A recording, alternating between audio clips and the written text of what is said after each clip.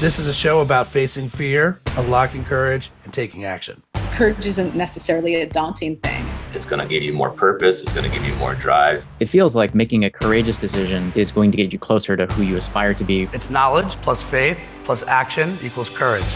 Seeing how the Olympics bring people together was really, really special, especially like an athlete from another sport, but still in the same country that wanted to kind of share the love with another athlete. That's what the Olympics are about.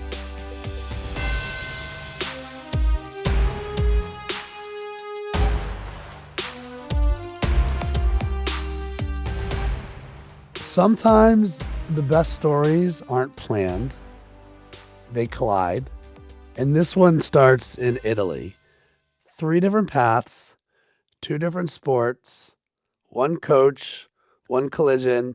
Really, today it's 3 real athletes and a podcast host walk into a bar. Okay, that's what today really is. You've got 3 elite humans, and I'm just trying to like stumble together this conversation.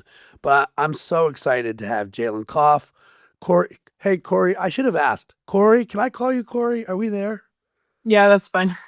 Okay, that was close. Yeah. That was close. And Andrea Do-Duc. And how this story actually starts, Jaelin, you and I have been on this journey for a while now, right? Like, how did we meet? When did we meet? Yeah, we met, I don't a long time ago at this point, probably like 8 years ago, I guess. Just to speed this up, right? Like, you've been through 2 Olympics with me, correct? Yeah, I think we met like right after my first Olympics in 2018. And this Olympics, you and your family were kind enough to say, yeah, right, come on over to Livigno and be there and be present. Do you think that was now a mistake to invite me to the Olympics? No, definitely not. The more the merrier. And it was merrier, folks. So the story actually picks up with the Jays. And Corey, I don't know if you know this or not, but you may have seen a video of a crazy type of American holding up a larger than life Jay. There's about 30 of us who were there to support Jaelin Kauf.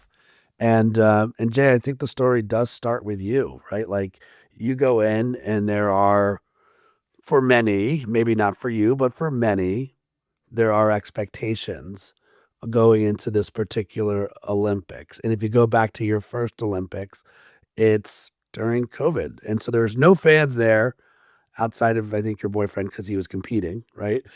And the rest of us are at home watching. We can't be there to celebrate. We fast forward to Italy. It's a time for us all to come together. And we were all there. I'm going to mention 2 different types of foods right now.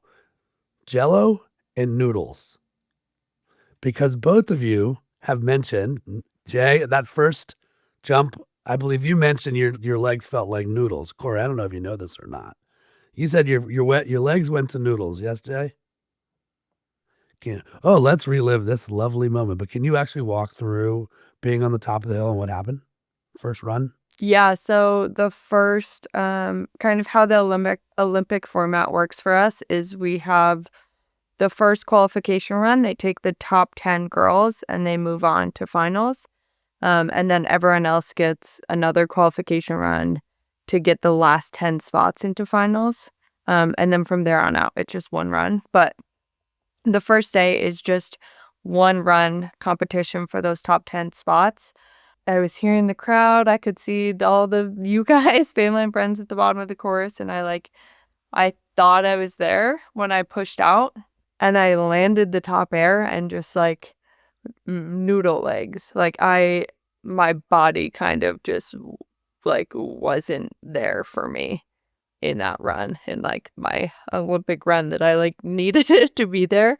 And I was just incredibly nervous, and I landed the top air, had no control over my body, my legs, and hit the first bump and just kind of blew out like I couldn't ski through, which is also extremely uncharacteristic for me. I'm definitely one who's probably like known for skiing through mistakes and like always being able to keep it together. Might not be the cleanest, but put a run down. I mean, we all felt it too, right? We all felt it too. And then, look, for those of you on the chat today that don't know, I mean, I spent a couple years writing a book about self-talk, right? I'm like, now my own self-talk is, wait a minute, what's the difference between Jaelin 4 years ago and Jaelin now? Like, and at this point, Jay, I have you on like an affirmation drip, right? Like you're getting a text from me every morning on your 3 values of love, of purpose, of grit. I'm like, wait a minute, did I flood her? So now I have my own self-talk going on. And again, this is all happening in a day, one whole day, right? One whole day. Obviously, the next day you come back, you're 27th. It's a beautiful day. And how do you get ready for the day and how the day go? Yeah, I mean, I like also had all the same thoughts after that of like, 2022 went so well. I got an Olympic medal. I was like since going into those Olympics, and since then I'd been just journaling every day, writing everything that was going well. Everything was so positive. And I felt like so far at these Olympics in Italy, I was like not recreating, but matching that same feeling that I had in 22 and doing all the same things. And after it didn't go well the first day, I just had to like reset and was like, wait, this is a whole new experience. I'm going in already having an Olympic medal, like adds a different pressure. And every Olympic experience and the different pressures of like, I don't know, it showed up in their own unique way. But just had to like reset and kind of acknowledge that pressure was there and just remember why I'm out there doing it. And like the next day, it was just all about taking one run at a time. The first qualification run, like I was now going for spot 11 through 20. So all I needed to do was put down a run. I just needed to put down a top to bottom, just kind of trust myself. I wasn't winning a medal on that first run. I wasn't winning anything on the first run. And so just kind of throughout that day was just slowly building throughout. Where like in 2022, my approach was winning every single run, going all out every run, leaving it all out there, where this time was I had to adjust, and it was that building approach, and trying to just get a little bit better each run. And then I also got another silver. Well, I felt like, I remember the night before, the night at the end of the first round when you're in 27th, I'm not pretending to be anything more or less than what I am, right? But I remember sending you a video that's like, just deliver the love. Like, deliver love. Do you love the run you're putting down? Just love it. Like, don't worry about the rest. Is there true joy? All this work, all this energy to go out and do it. Just love it. And even hitting send, I remember being like, did I just make a mistake? Am I continuing to flood her with more stuff? And I know Brad, who's been there, your boyfriend who's been an Olympian, also was like, ski for you. Ski for you. Go celebrate for you. And I think after that first run on that second day, you could feel the lightness. You could feel the liberation. And then it was, and again, if you know the Jays, it was a party from that moment on. We were here for you. You felt our energy. You brought it to. I think you put a lot of pressure on the rest of the competition. And yes, you not only walked away with the silver medal in single moguls, a couple days later, you walk away with another single in the first ever dual moguls. I want to get to Corey. I love watching like Corey and Andrea's face, like take in the story and like, what are they extracting from this story? But what I will say, because Andrea, at this point, you and I have not met yet. Like everything we've just shared, I'm not back in Milan. I'm still in Livigno. The one thing I want to say, Jay, because history will not show this. History will just show like they cut to commercial break, and then you ski the finals, right? And you come back with the silver on dual moguls. And what it probably won't show, it might show that you slipped in the race before. You both slipped in the race, and talk about grit, purpose, and love. You got your butt back up and you finished the race, right? And then what they don't tell you is you got to go back up the mountain and ski the finals. It's not like you wait 30 minutes and you can go get like stretched out. You're immediately back up and you have a final to run. I may have asked you this, but I don't know if you remember me asking. I said, if you had more time, like at that moment, how hurt were you? And you're kind of like, you kind of threw it off. You're like, everybody at that point is dealing with something. Do you really feel that way? I mean, yeah, to an extent. I think it's like all relative a bit. Like, I don't know. Like Liz, my teammate, had also crashed in her like semifinals dual run, and had kind of tweaked her elbow. And even if you I stay on your feet every run through duels, like you're still come that super final run, you're still physically, mentally exhausted and just trying to push through to wait to acknowledge any of those things till like after that last run is over. And so it's all relative. I was definitely like maybe physically hurting a bit more than Jakara, who I was up against for the super final run. But yeah, I don't know, it's sports. It's sports, yeah. And again, the next couple of days, the moments after, we definitely celebrated you. There's too many videos to share, and it was what a wonderful opportunity. Like again, in your sport specifically, 30 go, 3 may hit a podium, right? And so, what an honor it was to be able to celebrate you with all your people. Why this story is interesting to me today is Andrea. I end up zipping back, and on purpose, I'm like, I need to have like one day in Milan. If I'm going to fly over there, I want to have a me day. And so I go do my me day. And at the end of my me day, I end up at the Winter House. And Corey, I have no idea what you know of this or not, so I love that we're going to get to this. And Andrea, if you remember, you and I meet, like we meet at, I think it might have been the president of U.S. figure skating who was talking in the Winter House. And it's like a very intimate place. And the Winter House, for folks, for those who don't know, it's pretty much invite only, no media, coaches, athletes, friends of. That's it. It's a very small group. It's a very small stage. And it gets, there's like probably 40 in the room. And Q&A comes up. And anyone's like, does anyone have any questions? And there was only 2 of us that basically raised our hands and asked questions. And Jaelin, I know you're really surprised to hear that I raised my hand and asked a question. And Andrea, I don't know if it was you or your husband who asked the question. It was my husband. And then afterwards, take it from there. I mean, it's really all a blur, to be honest. I can't even remember which day it was, but Corey had already had like all her, I guess when it would say up, it was mostly down, right, Corey? So yeah.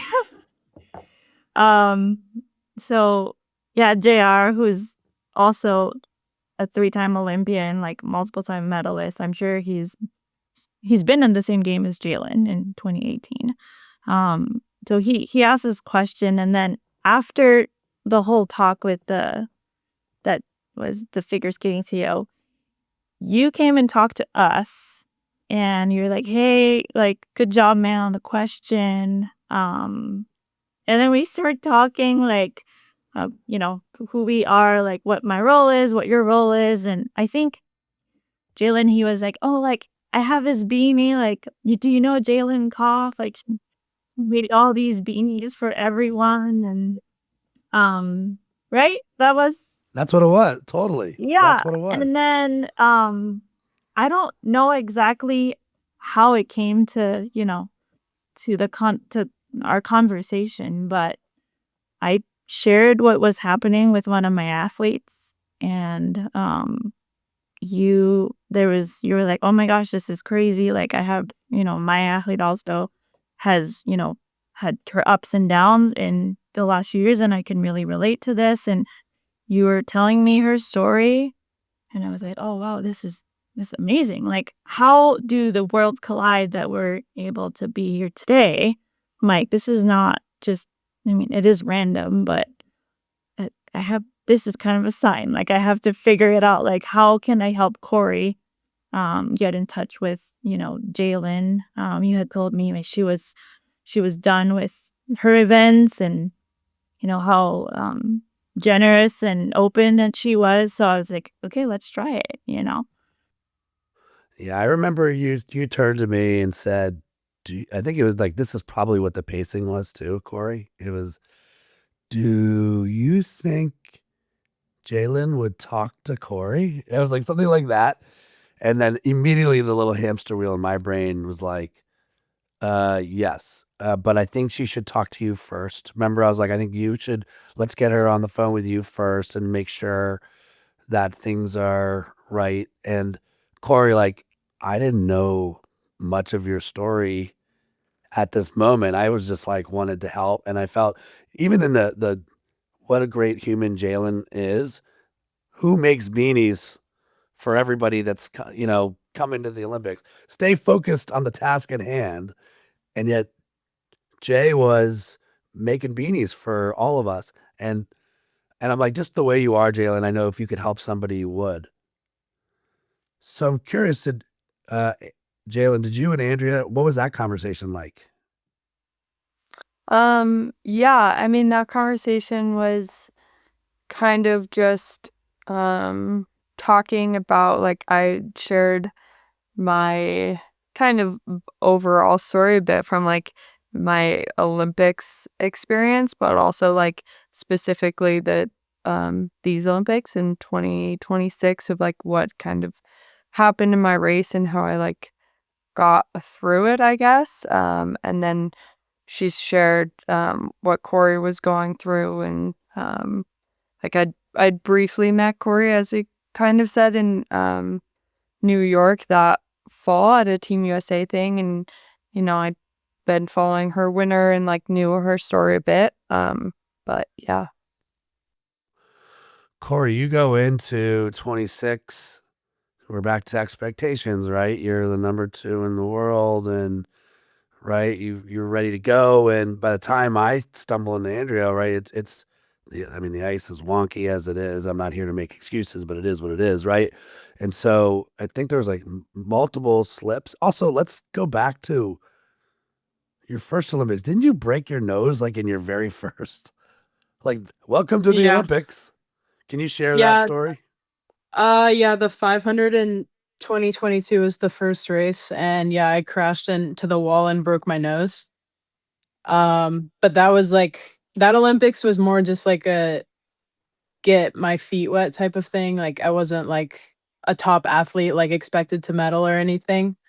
So I didn't really feel that much pressure in that Olympics. So I ended up skating really well in all my other distances, like for myself at least. But yeah, this games was definitely different. Like, going into the season with 9 individual medals at the World Cups, and like never being less than top 5, and that was because I crashed in a race. Like, I was expected to podium in multiple events, and that was not happening. Yeah, and again, I mentioned Jay earlier with the noodles, and you used Jello. I mean, I read somewhere you said I would get on the ice and my legs they would just be Jello. Like, walk us through what that felt like in that reality. Yeah, I'd be like doing my normal routine before the race and like trying to make everything how I always do it. And I would be fine up until I would get into the heat box, which the heat box is like where we all put our skates on before the race, but you're in the venue and like you see all of the crowd and everyone watching, and like the Olympics is completely different with that atmosphere. And so as soon as I get into the heat box, I would just start getting like really nervous. And then I would get on the ice and my legs were just, yeah, like jello, like really weak, almost numb feeling. I would go to race and like from the first lap, I would feel terrible and just nothing like myself. I mean, I'm assuming frustrated, pissed. Do you get angry when you're like, where do you go? Where, like, how do you feel? Yeah, I was just really, really sad. Mainly because the year before, like the whole year leading up to the games, I'd had a really hard year mentally. I was dealing with some like really bad anxiety, which caused really bad insomnia at night. Like, I was sleeping like 4 hours a night, and that's just like not ideal for an athlete. And yeah, it was just a really hard year. And then I was able to still get through all the World Cups dealing with that and medaling consistently and still skating amazing considering like everything else that was going on. And then it's just like so disappointing because I felt like I had worked so hard like the past year, like to continue like performing under all those circumstances and then to get to the Olympics and just do terrible. It was really hard with everything I had been through before it. Andrea, we're in that moment where when you and I meet that Corey's kind of through the first few and it hasn't gone well, and like Corey, you're on the fence on like that might be it. Like at least how it was articulated to me, I wasn't sure if you were gonna skate another, and at least at this Olympics. Andrea, what's so fascinating to me about you is that you've lived both sides. You've been an athlete, you've been a coach. I have to imagine it's kind of like being a parent where it's like I cannot control things. I wish I could, and I want the best for my athletes. And it's like you can like I'm gonna do everything in my power. I'm gonna go down every corridor to give Corey what she needs to go be the best version of herself so the world can see her for who she is. I'm curious from your perspective, what do athletes think they need versus what do they actually need in these moments? I mean, I think every athlete is different on like what they need. I've known Corey for 2018, for 8 years. You know, I was her assistant coach for a year and then moved into my role. But I think we've built a really strong relationship over the years, and you know, we're very open and honest with each other, and she trusts me. So you know, for her, Corey always gets nervous before races. So to me, it was nothing new. And, you know, sometimes she needs a small talk or just looking at how her technique is and, you know, giving her the feedback there just to stay grounded and task focused. Um, but at that moment where she's spinning, I think it's like all the staff were trying to say things to her, and you're like, is it going through? Like, what is she taking from this? Like, how can I help her? You know, I think we're all very invested. You know, we've been working with these athletes for years. So it's like, what can I tell her that she's going to be able to take to move on?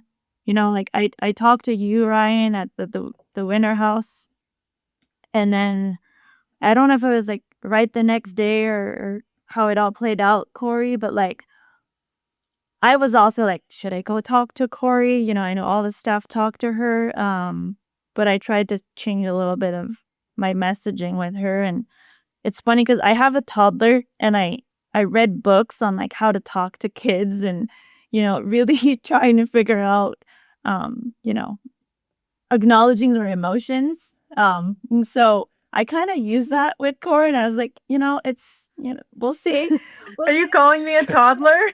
Oh boy. Oh boy. But yeah, basically like asking her like, what is it? You know, like tell me. Like we ended up like talking for 2 hours, but acknowledging like what is going on? Is it the pressure? Is it, you know, your family? And it kind of I remember you breaking down in tears, and you're like, I'm I need the medal. Like everyone came here to support me. Everyone came here to watch me win. And I was like, this is it. This is it. This is that. You know, for her is she thinks this is so important, but Corey was, you're not defined by the medals. You know, we're gonna love you no matter what. We're here for you to support. You know, it's really, the games is such a different beast, I think, for a lot of athletes, and it's really hard, I think, for the public to realize that. Like all the stars need to line up right to get that medal. So, you know, yeah, it's just being able to realize that the preparation, you were there, but acknowledging like, yeah, it's okay, and kind of changing that attitude going into racing into like why not why not mode. Let's just go for it, like have fun. Um, and yeah. Corey, I'm curious if like, did that land with you? Like, because if everyone's in your ear at some, like everyone's in your, you're in your ear, they're in your ear. What did you like let in and take to heart? Yeah, I mean, I think after so like I had crashed out of the 500 and I was like, okay, that's probably like my worst distance out of everything, but like I still had a chance at medaling in that one for sure. So I was like, okay, like whatever, move on. And then I crashed out of the mixed relay and like let our whole team down. So I felt really bad about that because we definitely could have made the A final and had a potential to get a medal. And I just squandered that. And so that was really hard to get out of my head about because I was like, do I deserve to do well after like letting my team down? But I just kept listening to the coaches and Andrea and just like, okay, like just move forward. I still have the 1,000 and the 1,500 and the women's relay. But then the 1,000 just went terribly. And the 1,000 was like probably my best distance this season. That was my highest chance to win at, I believe. And I just skate terribly the whole race. I'm freaking out the whole race. I end up crashing in the last corner. And that was like really hard to get over because it's like that's the third race out of 5 that I've totally messed up. And I remember after the 1,000, I stayed in bed like all day, basically the next day. And Andrea eventually came to our room and we locked eyes and I just started bawling and she started bawling and I was just like, I can't keep doing this to myself. Like I can't do it. Like I should just stop. It's not worth what it's doing to my mental at all. Um and then yeah, basically Andrea was just like trying to get me out of that mindset of like I need to stop and just like what can we do to just support you and get you out of this like dark room that you've been like crying in for the past 24 hours. Um and yeah, it was just like then Andrea mentioned talking to Jaelin because she had been through a really bad start to her games and was able to turn it around. And like ask her how she was able to do that. Andrea, so in this moment, you're like, I want to connect these two athletes. Did you just put them on a text chain? Jay, were you going to call Corey? Corey, did you call Jay? Like, how did that go down? Yeah, I think it was a text chain. But I mean, after we talked, Corey and I, I think like everyone was trying to help Corey, like all of our staff and then USOPT and the medical team. And I think it was like, okay, now we just need to develop that plan of, what's next. I mean, I remember also telling Corey, like, I don't want to see you at the rink. Like, training is not going to make it better at this point. We just need to, like, take a step back, reset. Like, it's just more the mental load of things right now, and you just need to have fun. Do you remember, Corey? We sat in the room and I was like, look at where you are. Like, you're at the Olympics, you didn't work 4 years to be right now, crying in the dark room. And there was her teammate too that was there. They're best friends. And I think that really helped too. But yeah, from there it was like, hey, Corey, do you want to, I connected with this guy, Ryan, kind of explained a little bit of the story, but not too much. And I said, I also connected with Jay and, she's willing to, get on a phone with you. So then she's like, yeah, let's do it. There's nothing to lose at this point. So just connected them via text message, and I think they probably, I don't know if you guys texted or phone call. What Then was I- it? Yeah, just like figure it out when we were both available to talk, but just like texted to figure out when we were free, and then we're on a phone call I feel like we talked for a decent bit, like, I don't know, 15 minutes or so. Corey, I'm wondering how much talking you did versus listening. What was the percent breakdown? I'm truly curious.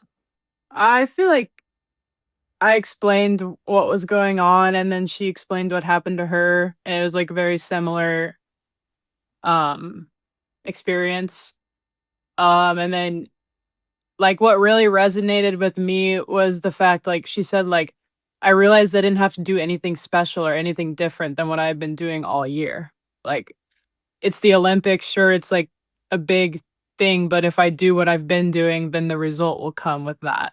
And I think in my mind, the whole time I was at the games, I was like, everyone's so good right now. Everyone's at their peak because it's the Olympics. Like, I have to be that much better than I've been, and I have to do things even better than I was doing it.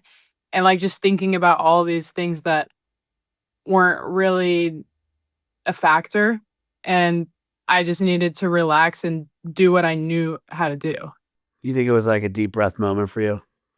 Yeah, kind of. I mean, I also, after talking with Jaelin, I was like, okay, I'm going to try my last event. I had the 1500, and I'm like, I'm going to try to just go into it relaxed and kind of in the mindset of like, it can't go worse. It can't go any worse than it has already gone. And Right. try to go in with the mindset of like, I don't need to do anything special. Just do what I've been doing and let what happens. Like, I just really simplified it. And you rewatched your 1,000 meter, I think, race. Yeah, I was absolutely insane in that 1,000. I was like freaking out the entire race, like skating terribly, freaking out. Like, it was hard to watch because I was like, that's not me. Also, that's so hard to watch, like to go back and look at the tape, knowing you know what you're going to see. You don't know what you're going to see, but you know what you're going to see. It was worse than I imagine- even thought it was. Well, I think that's where, like, for the staff, we were like, I mean, at least I told Corey, I was like, I kind of saw it right when you started that race. You're tense, and like, I've never seen Corey like this.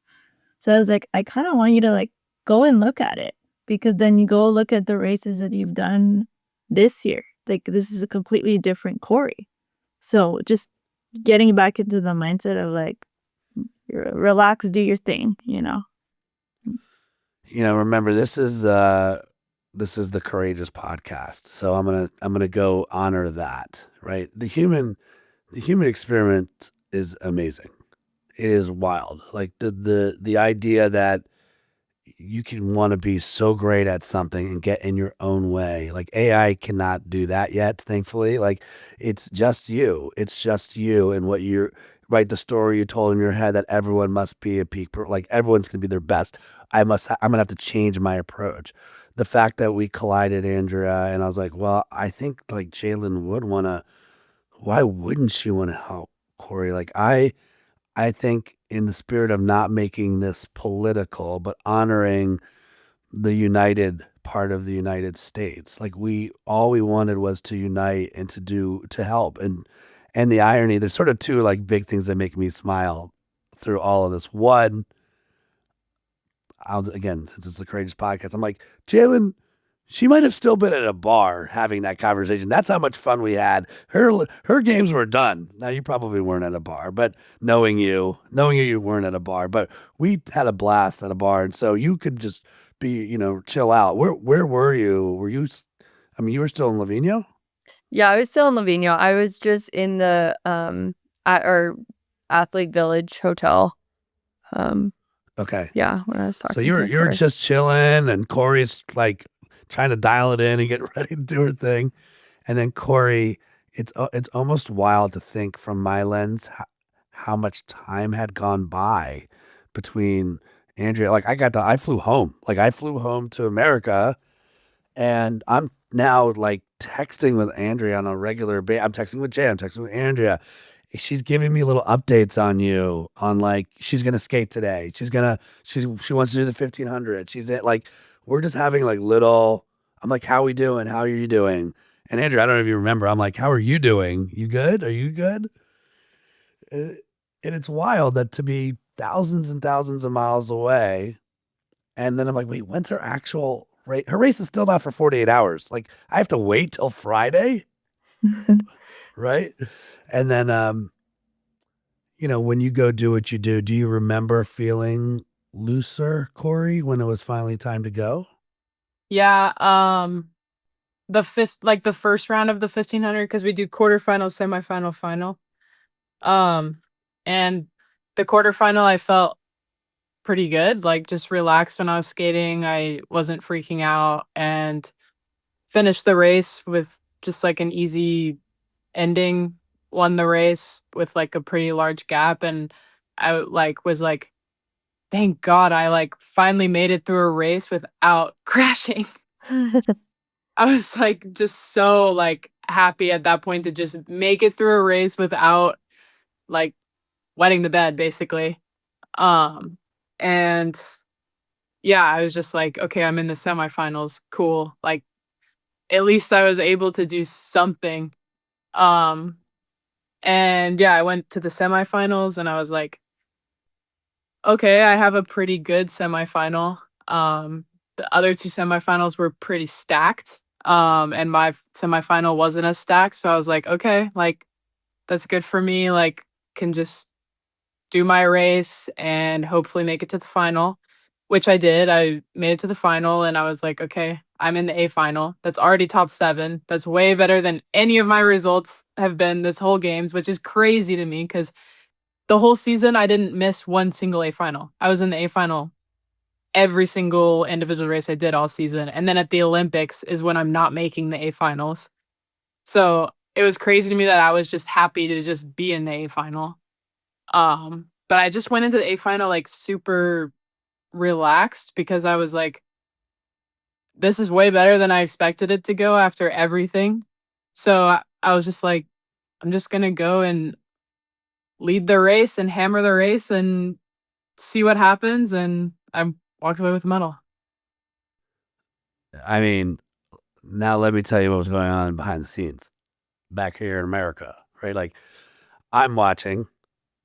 I'm like, there's zero chance I'm texting Andrea. I'm not like touching as you're going through. There's zero. I'm like, I don't want to jinx it. I don't want to do anything.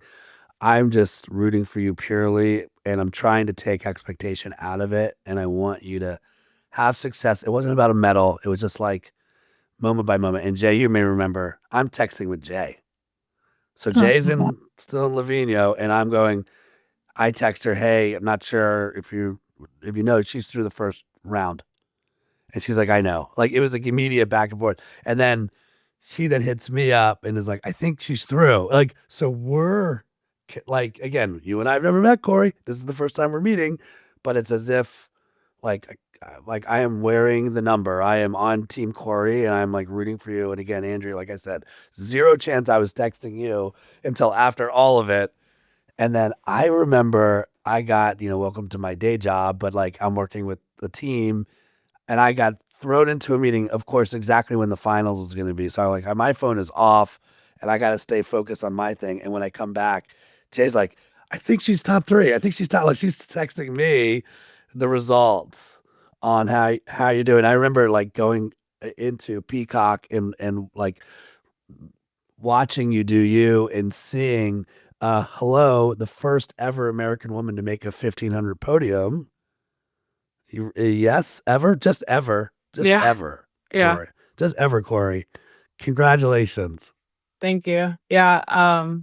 Obviously I didn't expect it with how everything else went. And also just like having my best distance, the 1,000 being out the window. But I was like, I can do it in the 15 too if I do it the right way. I definitely would say it wasn't my best 1500 of the season, but it was enough to get a medal. So I was happy with it. Well, Well, again, sometimes they say in classic storytelling, right? The hero thinks the treasure is one thing and it turns out to be something else. And like, I actually think the fact that you could skate free and sort of acknowledge, oh, I thought I went in and I need a medal, I need a medal, I need a medal. And then you're like, wait, I just need to be me. It just need to be me.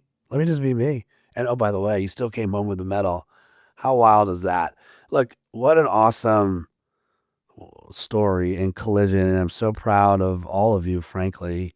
And again, I'm just happy to play like a little connect the dots role and see where it goes. I am curious. This might be for Corey and Andrea more than Jay, but Jay, I'm down to hear your answer too. Where did you feel seen by someone in this group where you're like, I want to just give a little love out to that person? And Corey, I'm going to start with you. Well, obviously my talk with Jaelin was like super helpful. Just being reminded that I don't need to do something different than what I've been doing. And that was a really big role in being able to go out there and succeed. So I'm really thankful for that talk with Jaelin. And then Andrea as well was just supporting me the whole time and always had my back through all of it. And I knew out of anyone, like, she wasn't gonna see me different whether I walked away with a medal or not, and that meant a lot to me. And just knowing that she was gonna love me the same no matter what, and she knew I had the potential to get a medal, and she just stuck with me the whole way. Corey, I'm going to blow this because I don't know how to pronounce this word. Is it Icos? Ecos? I think it's Ecos, Order of Ecos. Is it Ecos? Yeah. I think ecos. Because I know you gave Andrea Order of Ecos, yes? Yeah, I did. What Yeah. is that? What is that? What is this Ecos thing and what does that mean? It's an award to give to someone who's been like instrumental in your career and basically saying you couldn't have done it without them. And Andrea was the perfect pick for that for me because like the past 8 years, she was always the one that had my back and like always pushed me to keep going and was super proud of me and also kept me in line sometimes. And yeah, it was like she was the most deserving of that award. And I gave her a speech, but my voice was like so shaky during the speech because I was trying not to cry during it. And yeah, and then she started crying when I gave her the award. It was emotional. Andrea, do you remember what you told me about that? Yeah, I mean, I hate public speaking and I just Me too. froze. It was like, oh my gosh, Corey. Oh, you can't do this to me. But yeah, it was very unexpected. And I think we locked in eyes like at the rink and then at the winter house at night after she medaled and she was like, that was all you. And it was like, that was all you. But just the fact that, someone that you work with was for so long, is recognizing that is pretty special. Like Ryan, I just looked back in our text messages of the games the night before her 1500. And I don't know if you want me to read it. What you asked me how things were going. Yeah, you how, go. like, how's practice. But I said hi. She looked like herself by the end of practice, gave me the eye contact, the smirk, the nod on the ice. She also texted my husband. She said she felt good on the ice. So things are good. And then you were like, okay, let's go get it, So just, I think for me, having someone on the outside that I've never known, but seeing how the Olympics bring people together was really, really special, especially like an athlete from another sport, but still in the same country that wanted to kind of share the love with another athlete that's what the Olympics are about. And I was like, I don't know, it's all really special to be now, talking with you guys and be able to have that, core memory. And yeah, it's pretty awesome. Yeah, I'd say so. Jay, I think it's not really where did you feel seen by someone in this group, or what's your big takeaway from all this? I mean, I think that My big takeaway from this is one, I'm just like, I feel like it wasn't just like random that you guys happened to be at the winter house and like meet each other there. And it's just really cool how things work out in that way. And the amazing thing of like being on Team USA, a part of this team, is like Corey and I become teammates. And like, it was really cool to like